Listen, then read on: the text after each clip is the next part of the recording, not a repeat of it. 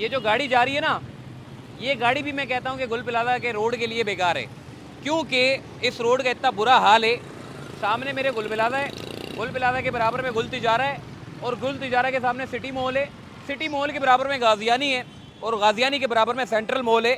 یہ اتنی بڑی شاہراہ اور اتنے بڑے بڑے مال ہے، یعنی کہ یہاں سے کروڑوں روپے کا ریونیو جنریٹ ہوتا ہوگا.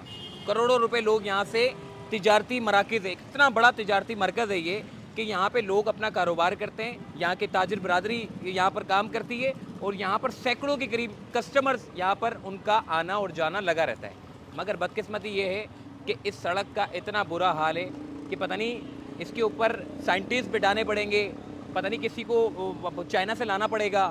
کوئی سیوریج کا ایسا مسئلہ ہے کہ نہ یہ کسی انتظامیہ سے نہ کسی لوگوں سے حل ہو کے دے رہا ہے. مطلب یہاں پہ کیا کرتے ہیں تاجر برادری، یہ پتھر لاگے خود ہی اپنی مدد آپ کے تحت یہ بیچارے پتھر لاگے ڈال دیتے ہیں. یہ ایسوسیشن کے لوگ یہ بیچارے اپنی مدد آپ کے تحت یہ لوگ کر رہے ہیں. انتظامیہ غائب ہے، کوئی ان کا پرسان حال نہیں ہے، کوئی پوچھتا نہیں ہے. یہ بیچارے کبھی کے ایم سی کے دھکے کھا رہے ہوتے ہیں، یہ ایسوسیشن والے بتا رہے ہیں. کبھی یہ لوگ کہاں دھکے کھا رہے ہوتے ہیں، کبھی وزیر اعلیٰ ہاؤس کے دھکے کھا رہے ہوتے ہیں، کبھی کے ایم سی کے دھکے کھاتے ہیں، کبھی سالڈ ویسٹ والوں کے واٹر بورڈ والوں کے دھکے کھا رہے ہوتے ہیں. بس دھکے ہی کھانا رہ گئے کراچی والوں کے نصیب میں. لیکن اتنی بڑی شاہراہ تجارتی مرکز اور اس اتنے بڑے تجارتی مرکز کی اتنی خستہ حال سڑک، یہ سوالیہ نشان ہے کہ آج ہم بولتے ہیں پاکستان پورے شہر کو چلاتا ہے.